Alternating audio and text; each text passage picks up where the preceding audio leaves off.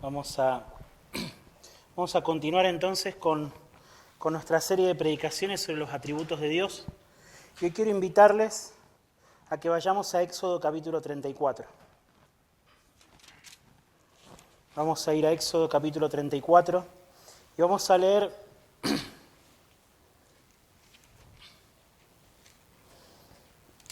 desde el versículo 1 en adelante.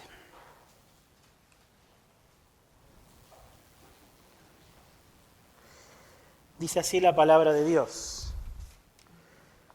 El Señor dijo a Moisés: lábrate 2 tablas de piedra como las anteriores, y yo escribiré sobre las tablas las palabras que estaban en las primeras tablas que tú quebraste. Prepárate pues para la mañana y sube temprano al monte Sinaí, y allí preséntate a mí en la cumbre del monte.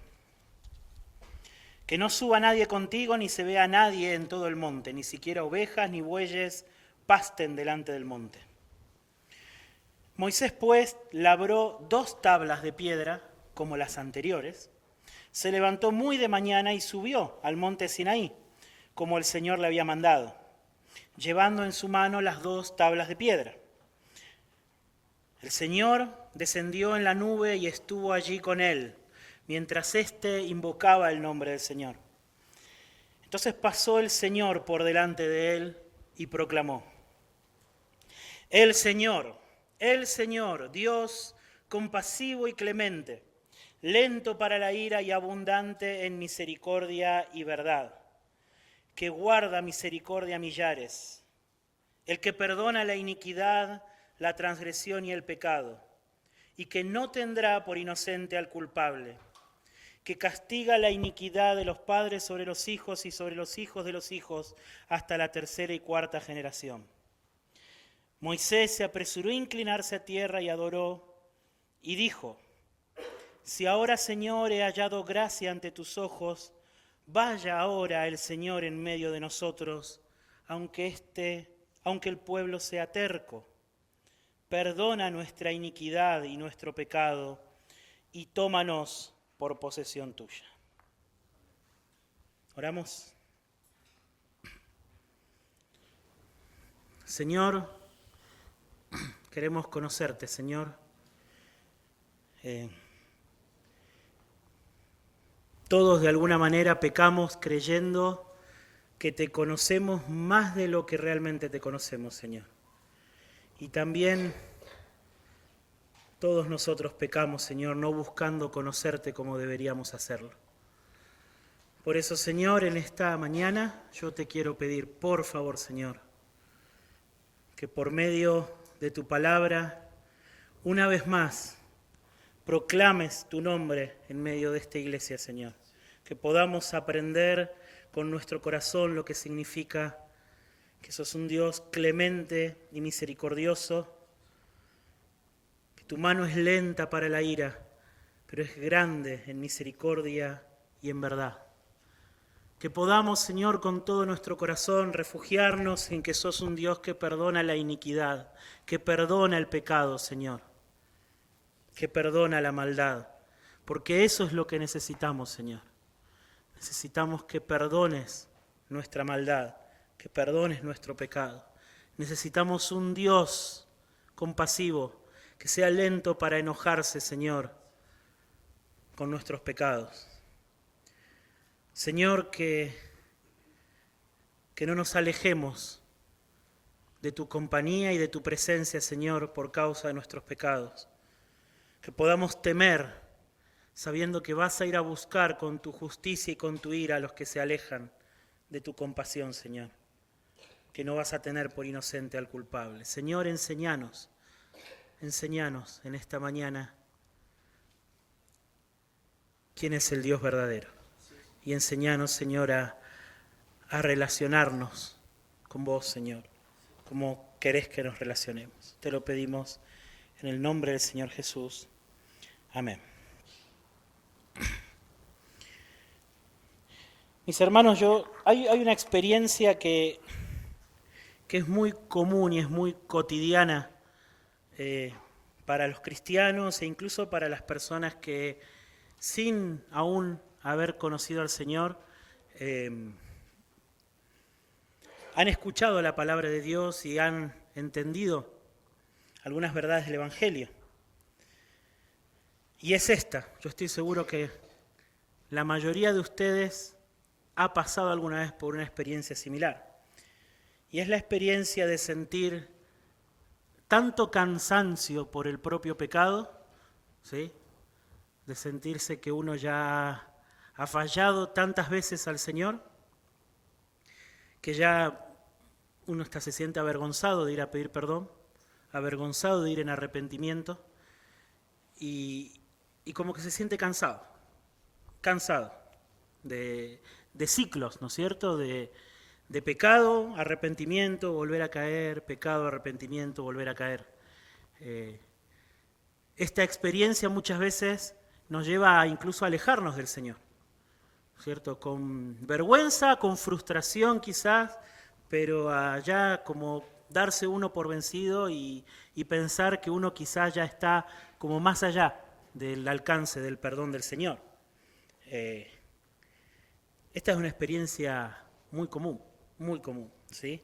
De hecho, este pasaje que nosotros acabamos de leer y esta sección del libro de Éxodo, los capítulos 32, 33 y 34, están diseñados justamente porque Israel es un pueblo terco. ¿Escucharon esa expresión de Moisés?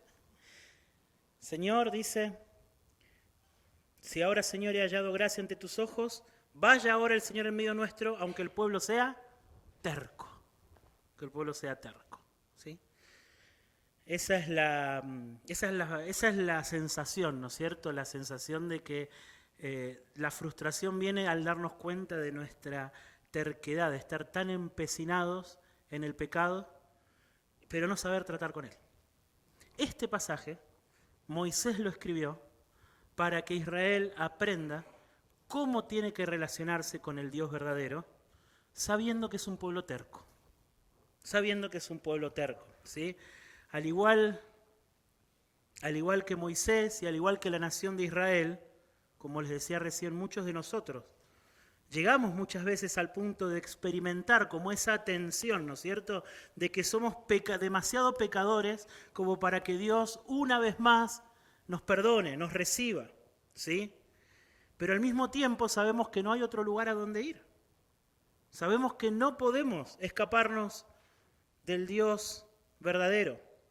Como dice Moisés acá, ¿no es cierto?, que no podemos seguir adelante si Dios no va con nosotros.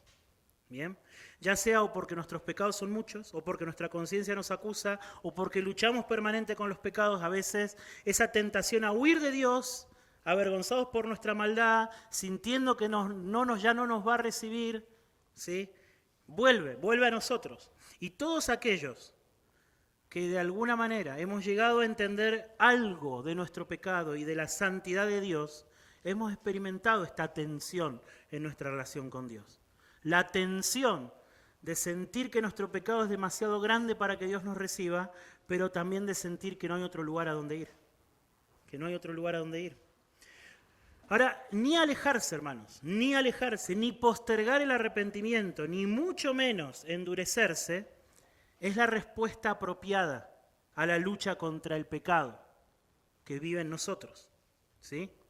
Entonces la pregunta que quiero que le hagamos a este texto es, ¿qué verdades acerca de Dios nos van a dar ánimo cuando nos sintamos así, aplastados por el pecado, derrotados por la condenación, ¿sí?, y demasiado avergonzados como para pedir perdón?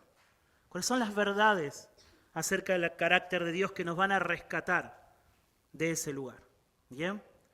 Entonces lo que vamos a hacer va a ser sobrevolar en esta mañana esta sección de Éxodo 32 al 34. La vamos a sobrevolar, ¿sí? Y vamos a concentrarnos al final en la revelación de Dios que hemos leído en el versículo 34, en el capítulo 34. ¿Bien? Así que empecemos nuestra mirada, vamos a mirar panorámicamente toda esta sección y empecemos entendiendo en qué momento estamos de la historia de Israel. Nosotros algo acerca del Éxodo hemos estado conversando cuando estudiamos Éxodo 3. ¿Bien?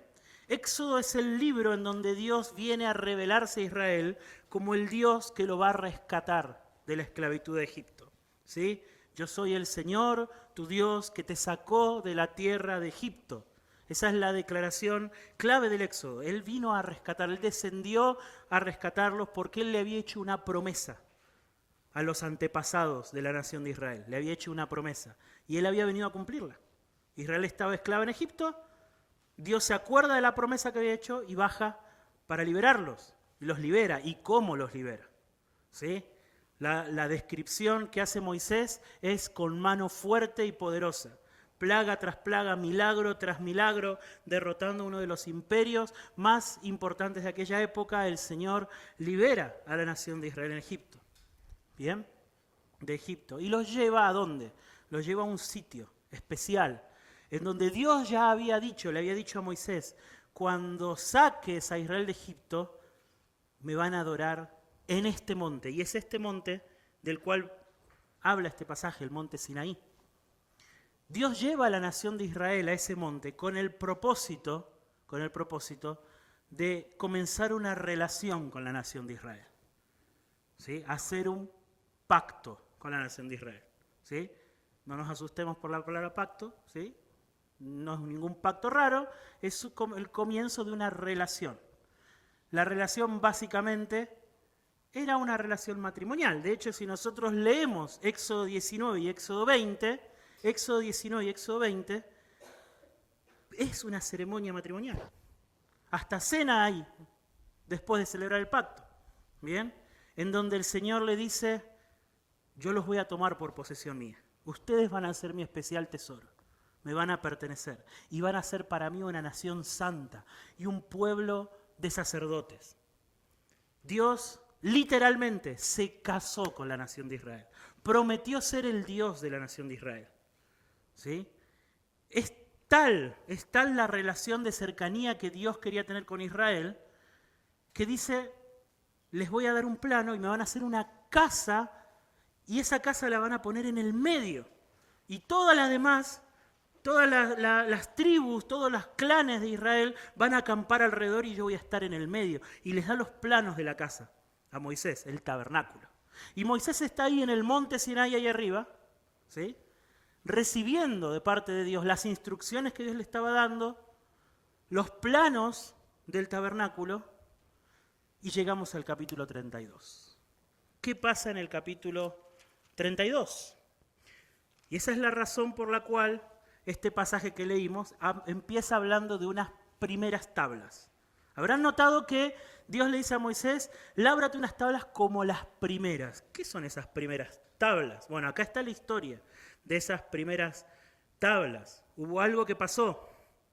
En Éxodo capítulo 32 dice, cuando el pueblo vio que Moisés tardaba en bajar del monte, la gente se congregó alrededor de Aarón y le dijo, levántate, haznos un Dios que vaya delante de nosotros, porque en cuanto a este Moisés, el hombre que nos sacó de la tierra de Egipto, no sabemos qué le haya acontecido.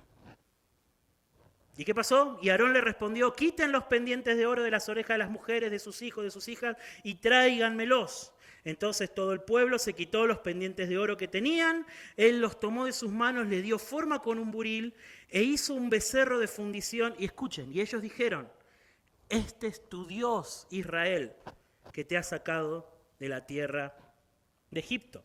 Este es tu Dios que te ha sacado de la tierra de Egipto. ¿Se dan cuenta de lo que está pasando?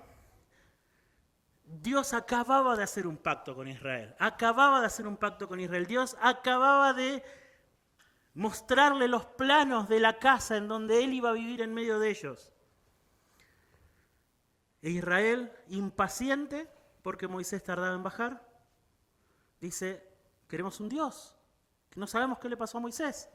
Hacenos este becerro. Aarón era hermano de Moisés. Hacenos este becerro, hacenos un Dios. Y Aarón les hace un becerro. Y ese becerro, ¿sí?, que evocaba a los dioses que ellos habían visto en Egipto, ese becerro, le dice en Israel, este es tu Dios, que te sacó de la tierra de Egipto. Para que ustedes entiendan, mis hermanos, el impacto que tiene esto, es algo así como que Un esposo engaña a su mujer durante la luna de miel. Ese es el impacto. ¿Se dan cuenta? Dios se había casado con Israel. E Israel, a los poquitos días nomás, estaba haciéndose un becerro y estaba diciendo, este es tu Dios que te sacó de la tierra de Egipto. ¿Sí? Israel, mis hermanos, era un pueblo cuyo corazón todavía vivía en Egipto. Tenía los dioses de Egipto todavía en el corazón. ¿Me dan cuenta? ¿Se dan cuenta? Tenía los dioses y estaba dispuesto a romper su pacto con el Dios verdadero por causa de los ídolos que tenía en el corazón. Y la respuesta que da la palabra de Dios a por qué Israel hizo esto es justamente porque es un pueblo terco. Porque es un pueblo terco. ¿Sí? Capítulo 32, versículo 7. El Señor habló a Moisés. Escuchen lo que le dice. Desciende pronto porque tu pueblo, le dice Dios a Moisés, tu pueblo que sacaste de la tierra de Egipto se ha corrompido. ¿Pueden escuchar el desprecio que hace Dios ahora de Israel? Tu pueblo. Habían roto el pacto. Bien pronto se han desviado del camino que yo les mandé, se han hecho un becerro de fundición, lo han adorado, le han ofrecido sacrificios y han dicho, este es tu Dios, Israel, que te ha sacado de la tierra de Egipto. Y el Señor Dios dijo además a Moisés, he visto a este pueblo y ciertamente es un pueblo terco. Es un pueblo terco. ¿Se dan cuenta? El problema de Israel era su obstinación, su terquedad. ¿Obstinación en qué? En tener un corazón idólatra. Es un pueblo terco. ¿Bien? Un pueblo obstinado, un pueblo que peca y peca. Peca. Bien, Moisés escribe el libro de Éxodo. Piensen, mis hermanos, Moisés escribe el libro del Éxodo cuando ya todo esto había pasado. Escribe a orillas del río Jordán, cuando están a punto de entrar a la tierra prometida, y les recuerda toda esta situación, ¿sí? ¿Por qué? Porque ellos seguían siendo un pueblo terco. Por eso se los recuerda. ¿Bien? Ellos eran los hijos de esta generación. Y ellos, como sus padres, eran igual de tercos. Y ellos, este pueblo terco, necesitaba aprender la verdad acerca de quién era el Dios con el cual habían hecho este pacto. Pero para poder entender la verdad acerca de ese Dios que los estaba por hacer entrar a la tierra prometida, debían entender que ellos eran un pueblo terco. Y mis hermanos, yo quiero decirles algo. Nosotros cuando leamos esta historia y continuemos esta historia, no tenemos que identificarnos con Moisés. Nosotros no somos Moisés en esta historia, nosotros somos el pueblo terco. Ese es el impacto que el Espíritu Santo quiere producir en nosotros. Y Moisés escribió eso para que el pueblo se dé cuenta que es un pueblo terco, y nosotros debemos entender que seguimos siendo iguales de tercos. Por eso nos pasan las cosas que nos pasan, como decíamos al principio. Por eso pecamos y nos olvidamos del Señor, incluso habiendo experimentado su salvación, habiendo experimentado su amor, seguimos pecando y seguimos olvidándonos del Señor. ¿Y cómo reacciona el Señor ante un pueblo terco? Fíjense el versículo 10 del capítulo 32. Ahora pues, le dice Dios a Moisés, déjame para que se encienda mi ira contra ellos y los consuma. Es por eso, mis hermanos, porque Israel era un pueblo terco, que la respuesta inmediata de Dios a la infidelidad de Israel, ¿cuál fue? Sentenciarlos a la destrucción. Y déjenme decirles algo, era una justa destrucción. Esto no es un ataque de ira descontrolado, ¿sí? De un hombre despechado que se dio cuenta que su esposa lo estaba engañando. Esto no es eso, no es descontrol, no es ira fuera de control, es ira justa. Esto es lo que realmente se merecen los pecadores que abandonan al Dios verdadero. Esto es lo que se merecen, ser destruidos. Por eso nuestros primeros padres, cuando desobedecieron el mandato de no comer de un árbol, inmediatamente fueron expulsados del huerto y trajeron miseria a toda la creación. No es demasiado. Era una frutita nomás. Era una frutita. No. Expulsión, muerte, maldición a toda la creación. Maldición a toda la creación. Porque eso es lo que es justo. Eso es lo que es justo. Eso es lo que el pecado merece. Eso es lo que el pecado merece. No es un ataque descontrolado, no es ira fuera de control. Es la reacción de la santa justicia de Dios contra un pueblo terco, obstinado. ¿Sí? Ahora bien, fíjense algo que Moisés hace inmediatamente. Moisés inmediatamente se apresura a interceder delante del Señor por la nación de Israel. Y escuchen cuál es el argumento, con qué argumento va Moisés a interceder. Versículo 12 del capítulo 32. Le dice al Señor, Señor, ¿por qué han de hablar los egipcios diciendo, con qué malas intenciones los ha sacado, para matarlos en los montes y para exterminarlos de la superficie de la tierra? Y ahí le pide, vuélvete del ardor de tu ira, desiste de hacer daño a tu pueblo. Acuérdate de Abraham, de Isaac, de Israel, tus siervos a quienes juraste por ti mismo y les dijiste, yo multiplicaré la descendencia de ustedes como las estrellas del cielo. Y toda esta tierra de la cual he hablado daré a sus descendientes. Esa es la intercesión de Moisés. Hay un pedido en el centro. ¿Cuál es? Vuélvete del ardor de tu ira. Vuélvete del ardor. Desiste de hacer daño a tu pueblo. Fíjense que en este pedido no hay un reclamo a Dios de que es injusto el ardor de la ira y el daño que iba a ir contra el pueblo. No era injusto. No era injusto. Es un pedido. Es un ruego. Es un ruego, es el pedido que hace alguien que no tiene derecho a pedir, que sabe que no tiene derecho y que sabe que si le dicen que no va a tener que agachar la cabeza y aceptar lo que le digan. Es esa clase de pedido. Pero él da dos razones. Él da dos razones. Moisés da dos razones. Moisés argumenta con el Señor. Razón número 1. Señor, los egipcios van a hablar mal de vos. Van a decir que los libraste para matarlos solamente, que no los pudiste hacer entrar a la tierra prometida. Señor, está en juego tu nombre. Señor, está en juego tu nombre, le dice Dios a Moisés. Los egipcios van a hablar mal de vos. Segunda, Señor, hace mucho tiempo hiciste una promesa. Señor, hace mucho tiempo le prometiste a Abraham, Isaac y a Jacob que esta nación, que son sus descendientes, iban a heredar la tierra. Señor, está en juego tu nombre. Señor, hiciste promesas. En otras palabras, ¿qué le está diciendo Moisés al Señor? Señor, perdonanos, no lo hagas por nosotros, Señor. No lo hagas por nosotros. No busques en nosotros las razones para perdonarnos. No hay ninguna razón en nosotros. No lo hagas por nosotros, ¿sí? No lo hagas. Hacelo por tu nombre. Perdonanos, pero por tu nombre, por tu fidelidad, para que las naciones no hablen mal de tu nombre. Perdónanos. En nosotros no hay razones, pero tu nombre es demasiado grande, demasiado glorioso, demasiado digno como para que esos egipcios hablen mal de vos. ¿Sí? Por amor a tu nombre y por fidelidad a tus promesas. Pero tiene que quedar en claro, o Moisés quiere dejar en claro, que Israel merece esa ira. Merece esa ira. Y si Dios quizás los perdonara, no lo iba a hacer porque Israel lo mereciera. Lo iba a hacer por causa de su nombre. Por causa de su nombre. Ahora Moisés está arriba. Moisés se entera de lo que hizo Israel porque Dios le dice.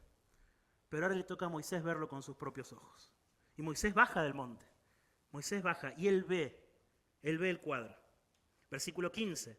Entonces se volvió Moisés y descendió del monte con las 2 tablas del testimonio en la mano. Estas son las primeras.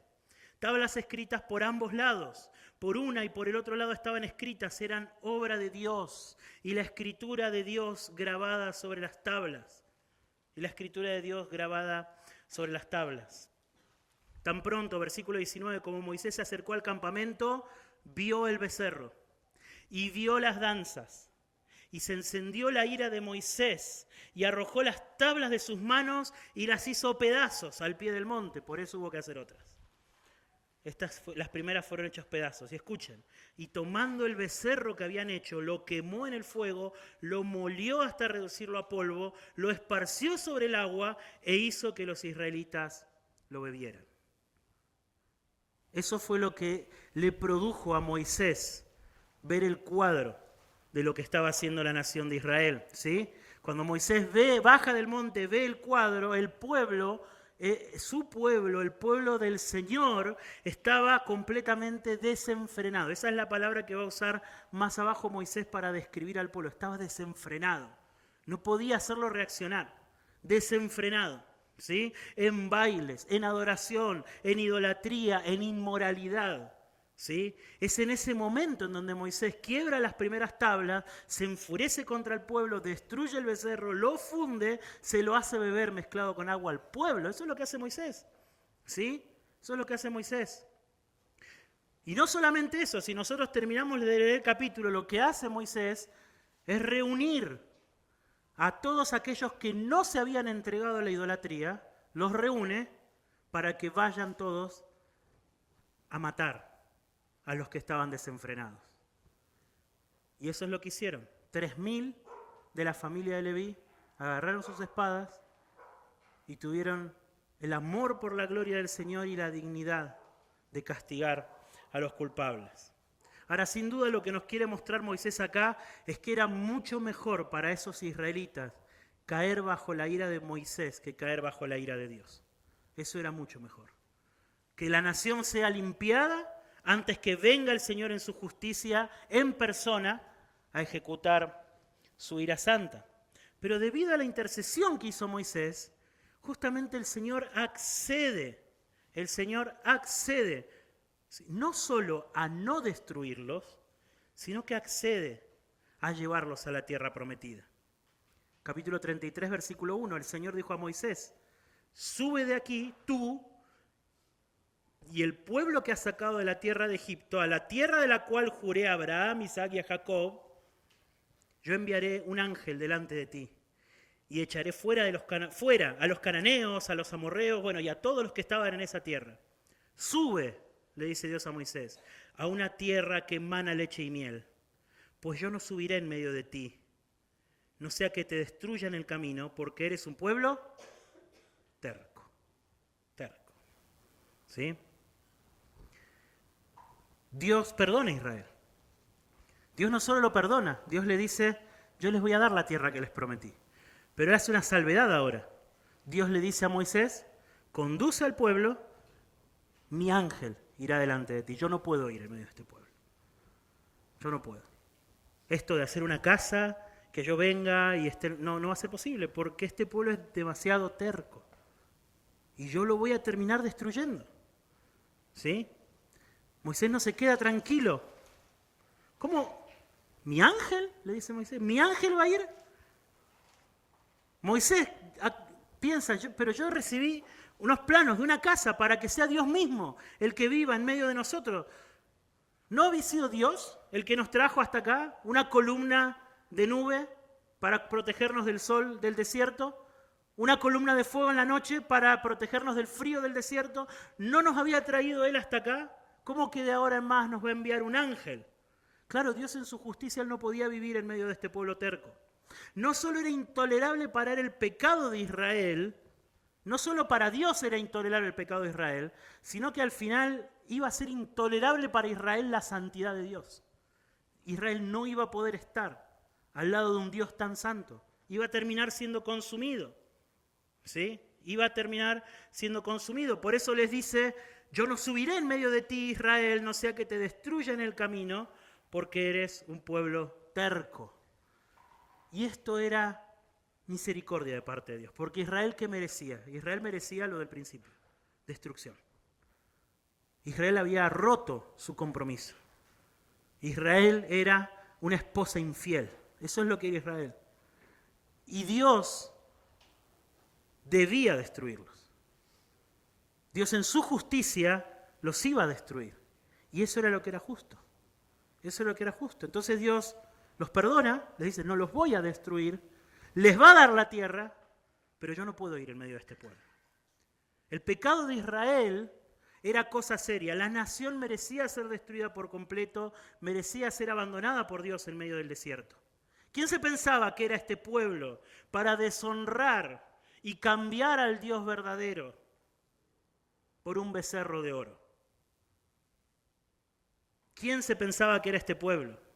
La declaración del Señor, fíjense que es, no sea que se encienda mi ira y los consuma. Eso es lo que merecía Israel. Merecía ser consumido por la ira de Dios. Ya el hecho de que Dios los perdonara, que Dios no los destruyera, aunque Él enviara a su ángel, eso ya era un acto de misericordia de parte de Dios. ¿Sí? Eso ya era un acto de misericordia de parte de Dios. Esto, hermano, es muy cercano a lo que hablábamos la semana pasada cuando considerábamos la justicia de Dios.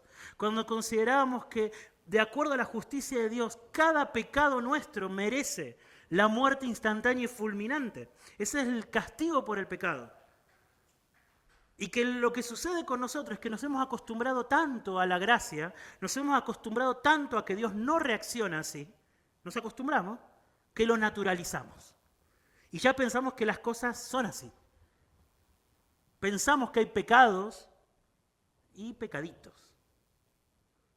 Pero acá el Señor nuevamente nos hace ver, quiere que Israel experimente, ¿sí?, lo que es, lo que realmente merecen sus pecados.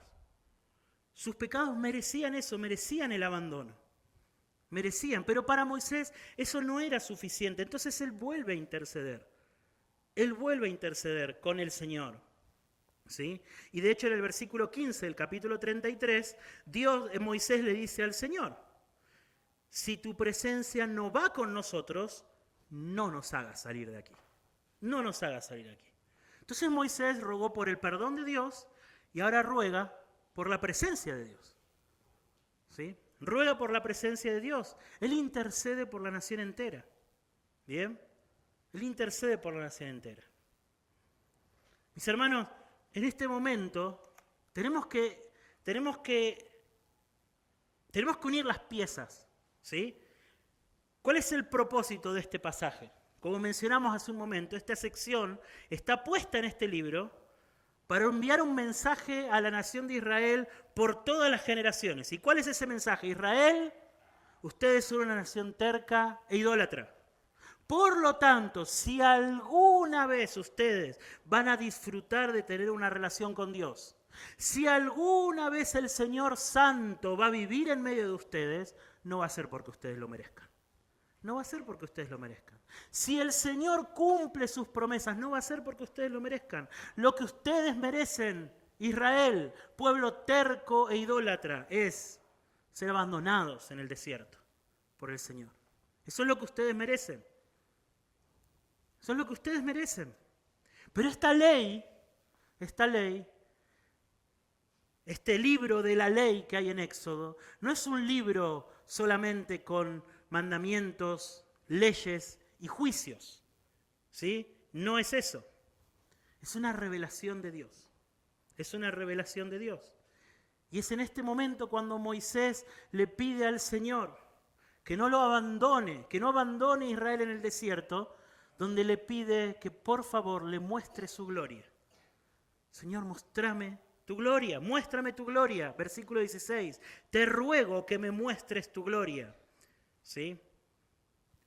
Es muy extraño, mis hermanos, para nosotros leer este capítulo, en el capítulo 33, mientras Moisés está haciendo una oración de intercesión por Israel. Él está intercediendo, él está pidiendo que el Señor perdone a Israel, que el Señor tenga compasión de Israel.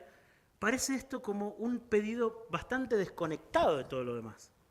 Parece más como algo personal que Moisés está pidiendo para él. ¿Sí? ¿Y cómo le responde el Señor? En la respuesta del Señor está la conexión. Fíjense, versículo siguiente, versículo 19. El Señor le respondió a Moisés, yo haré pasar toda mi bondad delante de ti y proclamaré el nombre del Señor delante de ti. Tendré misericordia del que tendré misericordia y tendré compasión de quien tendré compasión. Escuchen, hermanos. Moisés le pide al Señor, Señor, muéstrame tu gloria. Y el Señor, ¿qué le dice? Yo te voy a mostrar mi bondad. ¿Lo ven? Muéstrame tu gloria es el pedido y el Señor le dice, yo haré pasar mi bondad delante de ti. ¿Sí? ¿Y qué más va a hacer? Dice, y voy a proclamar el nombre del Señor delante de ti. Entonces, ¿cómo responde el Señor al pedido de Moisés? O en otras palabras, ¿en qué consiste la gloria del Señor? En su bondad. Y en que su nombre está vinculado a su disposición de tener misericordia y de tener compasión. Por eso Moisés e Israel necesitaban en este momento crucial ver la gloria de Dios.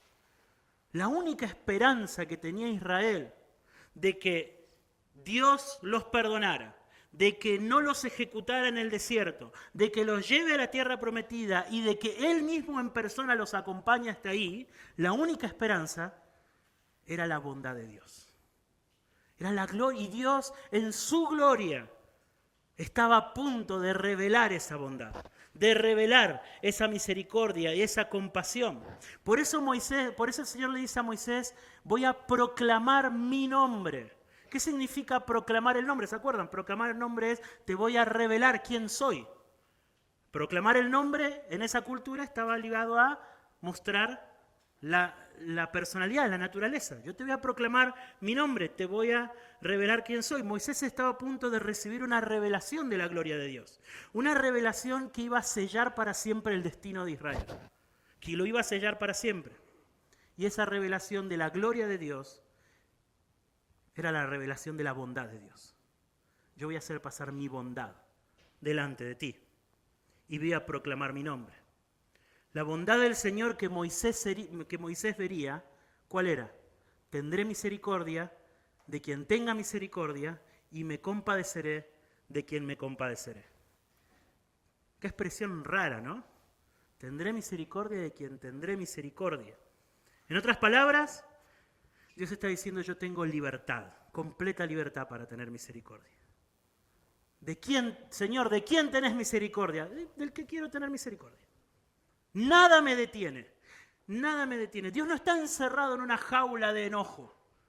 ¿Sí? Él no está dominado por su enojo, por su ira. Él no está tan enojado que no puede tener compasión. No, si Él quiere tener misericordia, Él va a tener misericordia. Si Él quiere tener compasión, Él va a tener compasión. No hay nada dentro suyo. Tampoco no hay nada en nosotros o en la nación de Israel que lo iba a impedir tener misericordia si Él quería tener misericordia. Su libertad es absoluta para tener misericordia. Esa es la gloria de Dios. En eso consiste su gloria. Eso es lo que está diciendo acá Moisés. Esa es su bondad. Su bondad es unilateral. Unilateral. En el sentido de que Él no necesita de nada ni de nadie que lo motive a tener bondad, a tener compasión, a tener misericordia. Él es libre de tener misericordia con quien quiere tener misericordia. Él es libre. Y por eso es glorioso. Por eso Moisés podía ahora interceder delante de este Dios, porque él sabía, ahora había visto que Dios era un Dios que podía tener compasión de la nación de Israel, a pesar de que era una nación terca. Terca. Mis hermanos, estas son las mejores noticias que pueden recibir los pecadores que están cansados de luchar contra sus pecados y de caer una y otra vez contra los mismos pecados. Son las mejores noticias. Dios no queda atrapado en el enojo, ni como nos pasa a nosotros. ¿O cuántas veces nosotros estamos tan enojados que terminamos haciendo cosas que sabemos que no tenemos que hacer? Hablando mal hablando de mala manera, de formas que no nos gustaría, quedamos atrapados en nuestro enojo. Dios no le pasa eso. Dios no le pasa eso. Dios es un Dios que es perfectamente libre para obrar con misericordia cuando Él quiere hacerlo. Sin importar cuán terco y cuán idólatra sea la persona que está viniendo a buscar perdón en arrepentimiento y fe. ¿Sí? Su bondad, mis hermanos, solo depende de Él. Solo depende de Él. No hay nada No hay nada en las personas pecadoras, ¿sí?, que obligue a Dios a tener misericordia de él, ni que retenga la misericordia de Dios cuando él quiere tenerla. No hay nada. Eso es lo que significa que él tiene misericordia de quien quiere tener misericordia. Entonces Dios le dice a Moisés, yo voy a hacer esto un día, pero atención, le dice, atención, hay algo que tenés que saber, Moisés. No vas a poder ver mi rostro. No vas a poder ver mi rostro. ¿Sí? Versículo 21, hay un lugar junto a mí, tú estarás sobre la peña y sucederá que al pasar mi gloria, dice, te pondré en una hendidura de la peña, te cubriré con mi mano hasta que yo haya pasado y después apartaré mi mano y verás mis espaldas, pero mi rostro no se verá. No, era demasiado. La gloria de Dios era demasiado incluso para el gran Moisés. Él iba a ver las espaldas de Dios y con eso iba a ser suficiente. Con eso iba a ser suficiente. Y ahí llegamos al capítulo 34 que hemos leído. Ahí llegamos al capítulo 34. Y esa noche, Dios llama a Moisés, Moisés sube al monte y sucede lo que leemos en el versículo 5. El Señor descendió en la nube y estuvo allí con él mientras éste invocaba el nombre del Señor. Entonces pasó el Señor por delante de él, por delante de Moisés, y proclamó, el Señor, Dios compasivo y clemente, lento para la ira y abundante en misericordia y verdad, que guarda misericordia a millares, el que perdona la iniquidad, la transgresión y el pecado, y que no tendrá por inocente al culpable. Eso era lo que Moisés había pedido. Moisés había pedido ver la gloria de Dios. Y Dios proclamó delante de Moisés su gloria. Proclamó delante de Moisés su gloria. Él es compasivo y clemente. Él es compasivo y clemente. Él ve la miseria a la que había quedado expuesto su pueblo a causa de su pecado y tuvo compasión. Tuvo compasión. Hermanos, por favor, miren esto. Dios se enojó cuando vio a Israel adorando ese becerro de oro, pero mientras él veía a Israel adorando ese becerro de oro, él también tenía compasión de ellos. Él tenía compasión de ellos. Él sabía la miseria a la que estaban exponiéndose por causa de eso que estaban haciendo. Él sabía la destrucción de la que ellos eran dignos por causa de lo que estaban haciendo. Y él sabía que eran un pueblo tan terco que no era la única vez que lo iban a hacer, sino que lo iban a hacer una y otra vez y otra vez y otra vez, y que una y otra vez iban a sufrir las consecuencias de la justicia por causa de haber hecho eso. Y eso a Dios lo movió a la compasión. Eso a Dios lo movió a la compasión. Dios es compasivo y clemente. Hermanos, Él es lento para la ira. Él es lento para la ira. No subestimemos estas palabras, mis hermanos. Él es lento para la ira. Nosotros no sabemos lo que es la ira de Dios. No sabemos lo que es estar bajo la ira de Dios. No tenemos ni idea cuánto la merecemos y no tenemos ni idea lo que es estar bajo su ira. Él es lento para la ira. Su enojo no se dispara con facilidad. Su brazo de justa ira no se mueve con rapidez. No se mueve con rapidez. Consideren lo que hablamos hace un momento y la semana pasada, ¿sí? Que si cada uno de nuestros pecados merece la muerte instantánea y fulminante de parte de Dios, consideren cuán lento para la ira ha sido Dios con ustedes y conmigo. Consideren hace cuánto tiempo Dios ya nos tendría que haber sacado del medio. Él es lento para la ira, su ira es lenta, su ira busca no tener que explotar. Él es paciente con los pecadores, Él es muy paciente. Él es muy paciente con los pecadores. Él es abundante en misericordia y verdad. Misericordia es una palabrita muy especial en el Antiguo Testamento, hermano. ¿Sí?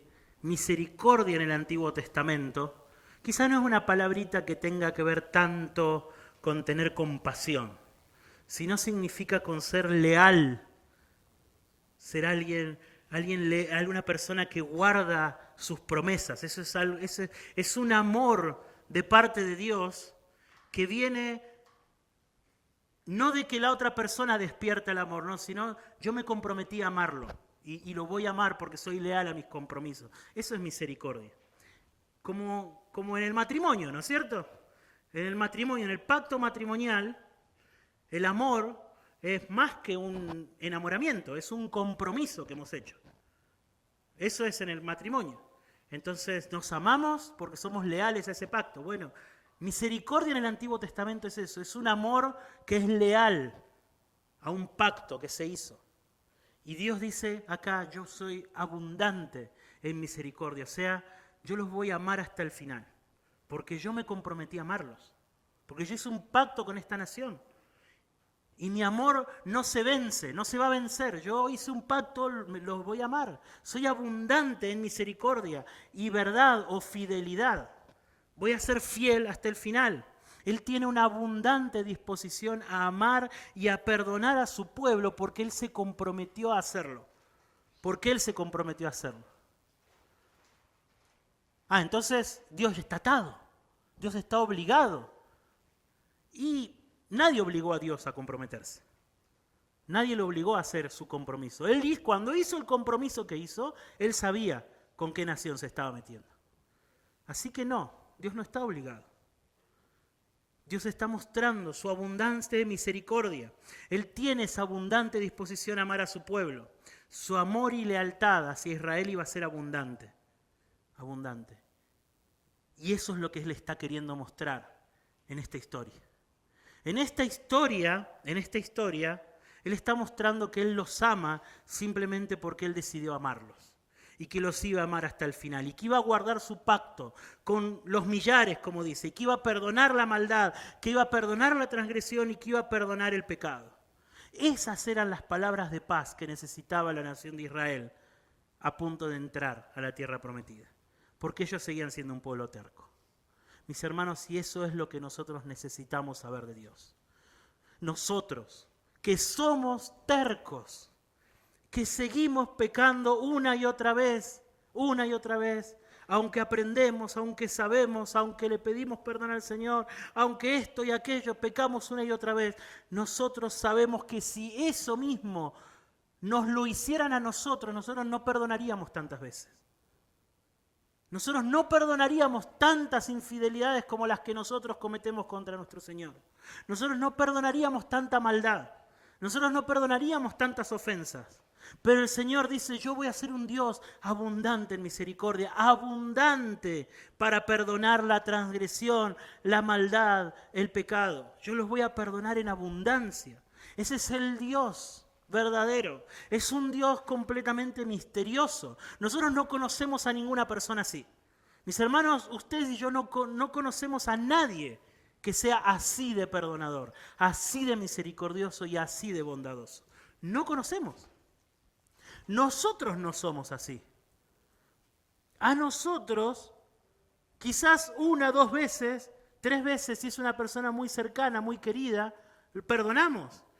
Pero si pecan contra nosotros, la cantidad de veces que como nosotros pecamos contra Dios, nosotros no podríamos tolerarlo. Pero el Señor perdona. El Señor perdona. Muchos años después, pero muchos años después, el profeta Miqueas, reflexionando otra vez en este pueblo terco que estaba camino de nuevo al castigo de Dios, reflexionando sobre este capítulo, dice, ¿qué Dios hay como tú? Que perdona la iniquidad y pasa por alto la rebeldía del remanente de su heredad. Este Dios no persistirá en su ira para siempre, porque se complace en la misericordia. Él volverá a compadecerse de nosotros. Él eliminará nuestras iniquidades. Sí, arrojarás a las profundidades del mar nuestros pecados. Nuestros pecados. Mis hermanos, Él castiga la maldad. Ténganlo por seguro. Acá también, cuando proclama su misericordia, Él dice, este mismo Dios que perdona la maldad, no va a tener por inocente al culpable. Este mismo Dios clemente y misericordioso va a castigar el pecado. Él se acuerda de los pecadores.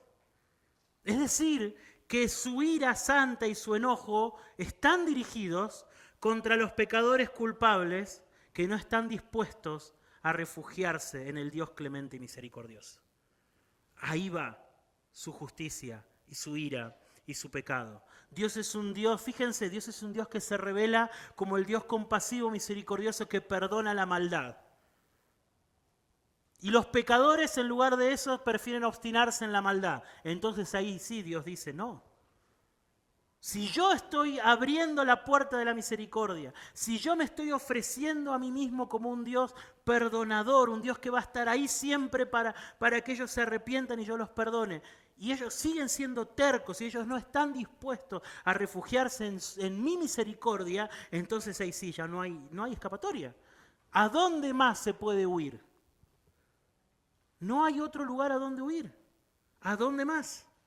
Mis hermanos, el Señor acá se reveló como un Dios compasivo, misericordioso, a fin de recordarle a esta nación terca e idólatra que su única esperanza es confiar en la compasión y clemencia de Dios.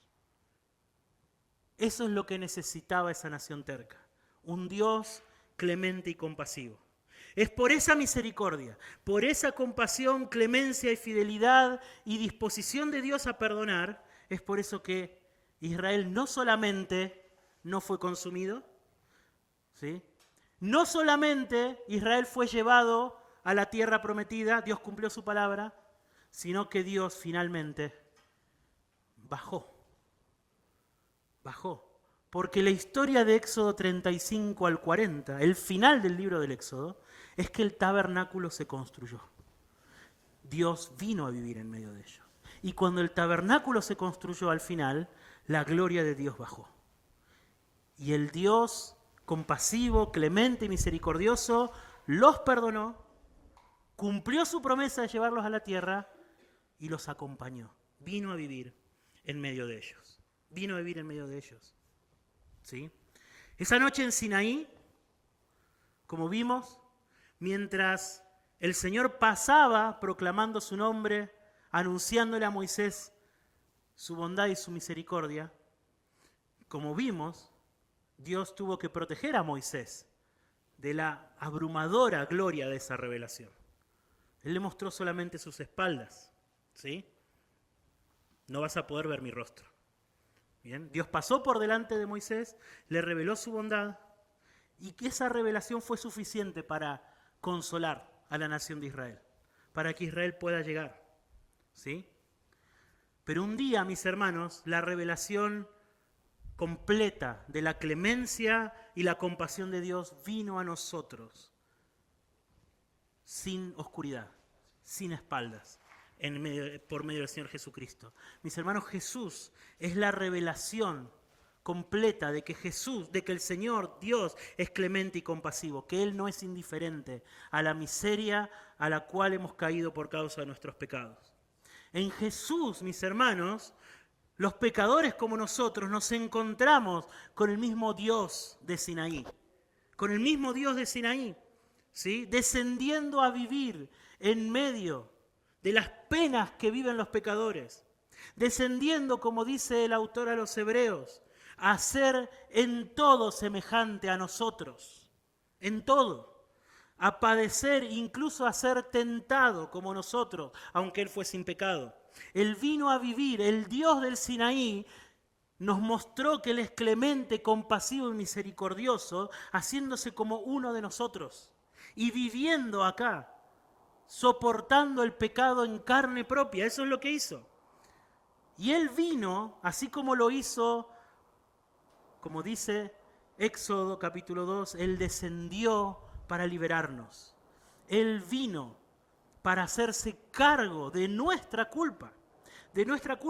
Aquella tarde, aquella noche en el Sinaí, Dios estaba haciendo un pacto con Israel, buscando un hijo obediente, un hijo que pudiera cumplir su voluntad en esta tierra, un hijo con quien hacer un pacto y que pueda representarlo fielmente acá en medio de todas las naciones de la tierra. Pero Israel no supo ser ese hijo obediente.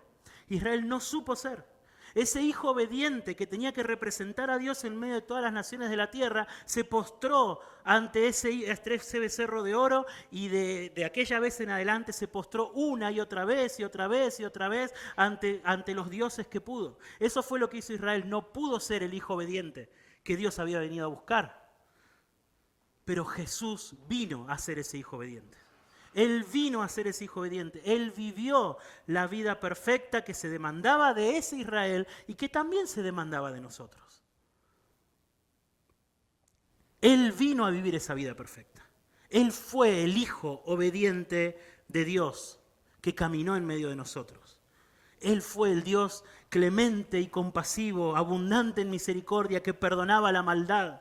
En medio de nosotros caminando, con carne y hueso, el Dios del Sinaí estaba acá en medio de nosotros para poder ser lo que nosotros debíamos ser y que habíamos fracasado en ser. Y sin embargo, ¿qué hizo Él? Él cargó con la ira de Dios. La misma ira que Dios había postergado para con Israel, se descargó un día sobre su Hijo, sobre Jesús. ¿Sí? En Jesús y en la cruz de Cristo, Dios mostró el rostro de su misericordia. No había ahí ya oscuridad. El rostro de la misericordia de Dios, el rostro de la bondad de Dios, ya no las espaldas, ese rostro se mostró en la cruz, en donde Dios castigó a su Hijo por pecadores como ustedes y como yo. Donde la culpa del pecado cayó sobre su Hijo. Donde el castigo, donde la ira de Dios cayó sobre su Hijo. ¿Sí? Él es la revelación del Dios que ama con lealtad, del Dios que cumple sus promesas. Por eso en Jesús, todos los pecadores que van buscando la misericordia de Dios, encuentran la misericordia de Dios. Solamente en Jesús.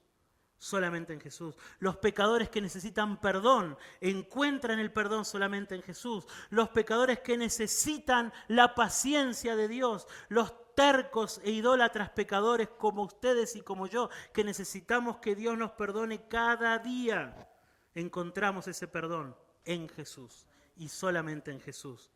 ¿Sí? En Jesús y solamente en Jesús. Por eso el apóstol Pablo decía que al que no había conocido el pecado, Dios lo hizo pecado. ¿Para qué? Para que nosotros fuésemos hechos justicia de Dios en Él. Para que su obediencia nos represente delante de Jesús, delante de Dios. ¿Sí? Jesús, Dios perdona la iniquidad, la transgresión y el pecado. En Jesús Dios perdona la iniquidad, la transgresión y el pecado. Y mis hermanos, solamente Jesús explica. Jesús y su cruz explican por qué o cómo Dios puede ser un Dios clemente y compasivo y ser también un Dios justo. No hay otra manera. No hay otra manera de ser un Dios perdonador y ser un Dios justo sin la cruz de Cristo. ¿Se acuerdan lo que decíamos la semana pasada? Si Dios es un Dios justo, Él no puede perdonarnos. No puede, porque nosotros somos culpables. La única razón por la cual nos resulta raro este pensamiento es porque estamos dispuestos a aceptar una injusticia si esa injusticia nos beneficia.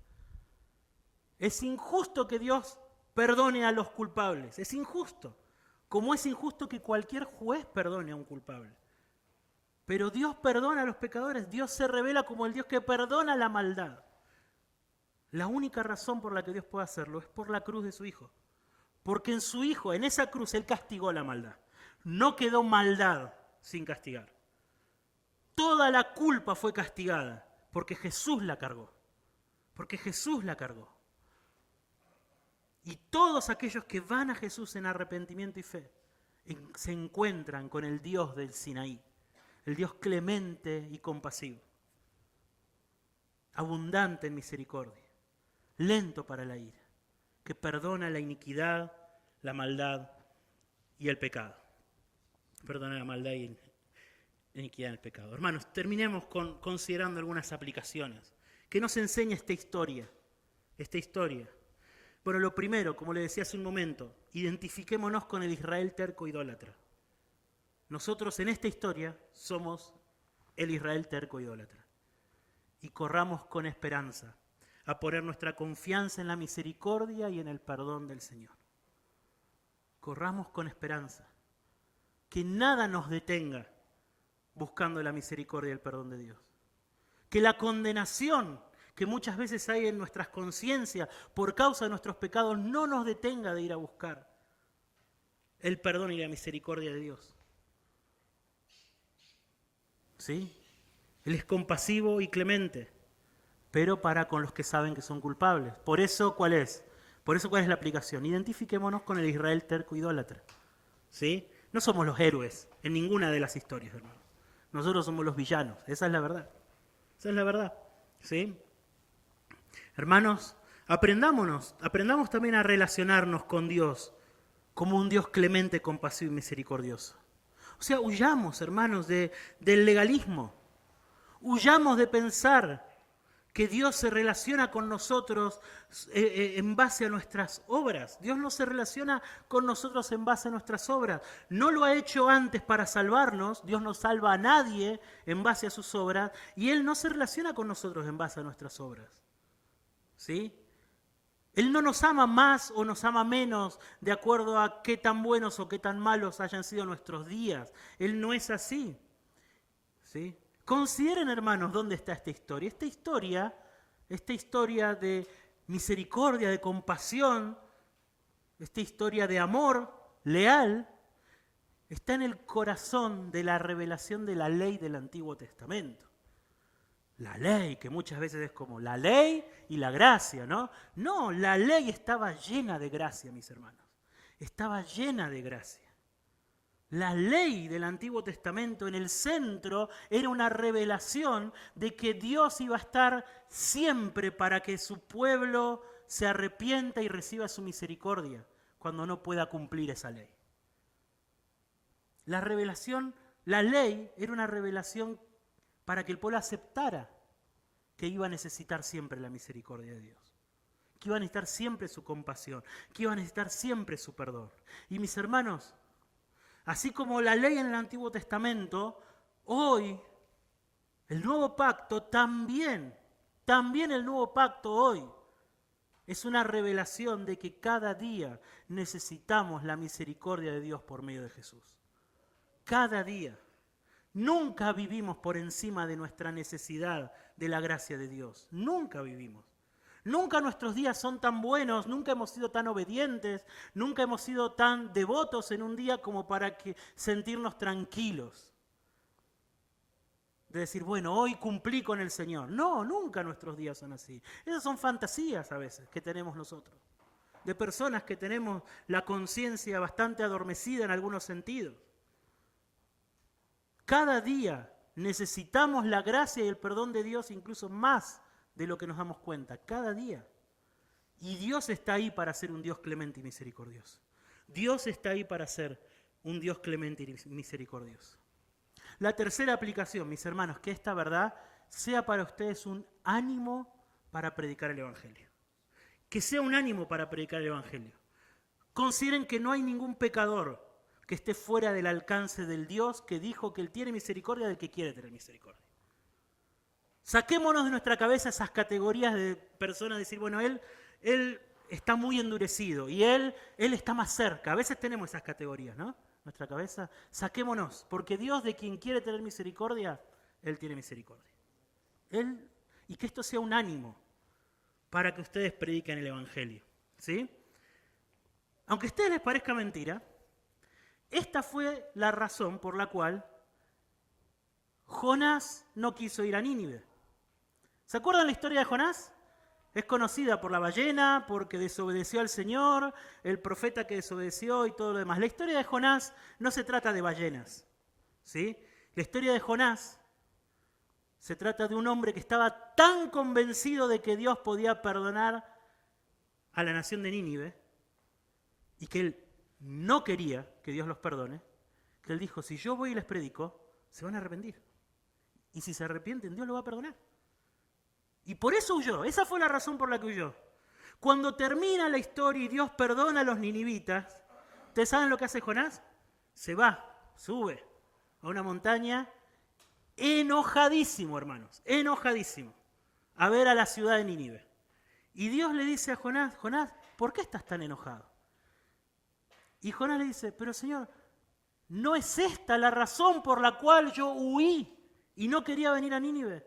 Porque yo sabía que eras un Dios clemente y compasivo. Se acordó del Sinaí.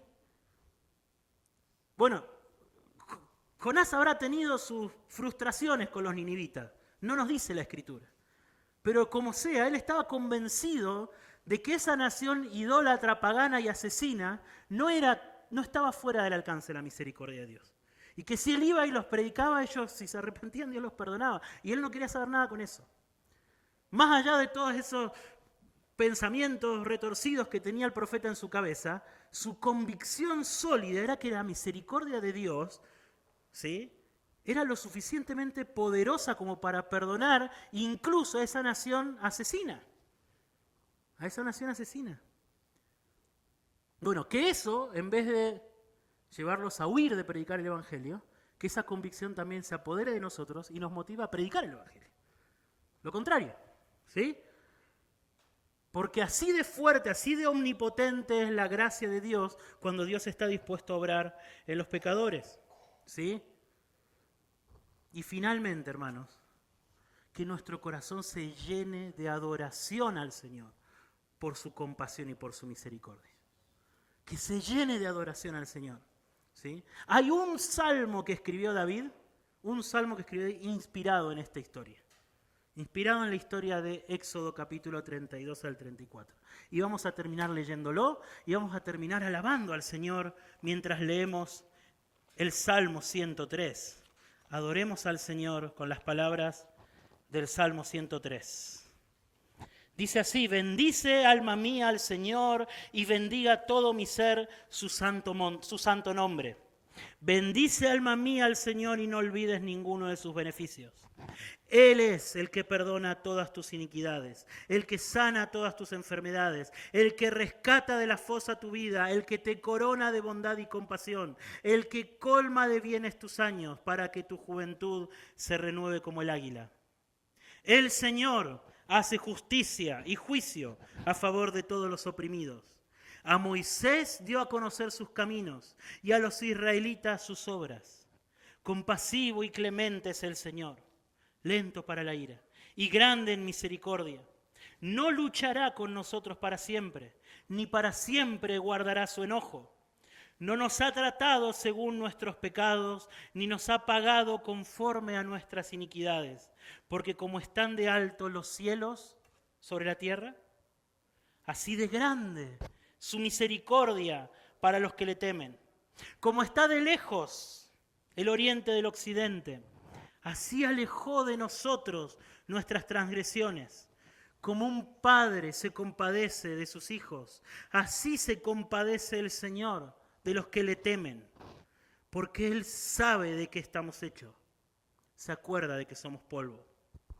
El hombre, como la hierba son sus días, como la flor del campo, así florece, y cuando el viento pasa sobre él deja de ser, y su lugar ya no la reconoce.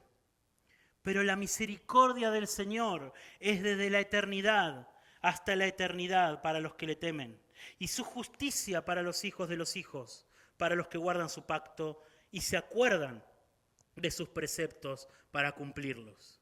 El Señor ha establecido su trono en los cielos y su reino domina sobre todo. Bendigan al Señor ustedes sus ángeles, poderosos en fortaleza que ejecutan su mandato, obedeciendo la voz de su palabra. Bendigan al Señor ustedes todos sus ejércitos que le sirven haciendo su voluntad. Bendigan al Señor ustedes todas sus obras en todos los lugares de su dominio. Bendice, alma mía, al Señor. Amén.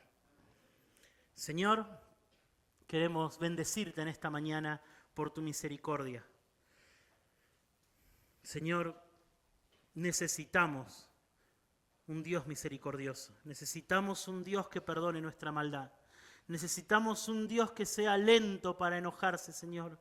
Lento para la ira, paciente, Señor, porque somos también nosotros, Señor, un pueblo terco. Porque somos pecadores y porque pecamos, Señor, y porque nos cuesta, y porque luchamos, y porque una y otra vez, Señor, una y otra vez chocamos contra esa pared, Señor. Somos miserables que arrastramos un cuerpo de muerte, Señor, en nuestras espaldas. Pero te damos las gracias y te damos la gloria por haber enviado a tu Hijo, Señor. Enviado a tu Hijo y por habernos revelado tu misericordia y tu compasión al poner a tu Hijo en esa cruz para que cargue con nuestras maldades. Señor, que todos los que estamos acá podamos refugiarnos en la misericordia que hay en esa cruz. Que podamos refugiarnos en el Cristo vivo que se levantó de los muertos, Señor, y que hoy perdona a los pecadores que invocan su nombre, Señor. Que podamos refugiarnos en la misericordia del Dios de Sinaí, Señor. Gracias por tu palabra y gracias por enseñarnos cómo es tu carácter, cómo es tu disposición a perdonar, cómo son, Señor, tu bondad, tu misericordia y tu clemencia con nosotros. Señor, que ninguno de los que estamos acá sea insensible a tanta bondad, a tanta generosidad y a tanto perdón. Que puedan, Señor, aquellos que aún no son de Cristo, venir a Cristo en arrepentimiento y fe con plena seguridad de que si se arrepienten de sus pecados y confían en tu Hijo, Señor, van a ser recibidos. Y que aquellos, Señor, tus hijos que están desalentados por su batalla contra el pecado, que cobren ánimo, Señor, al escuchar acerca de tu paciencia, de tu misericordia y de tu verdad, Señor. Te pido estas cosas en el nombre de Jesús. Amén.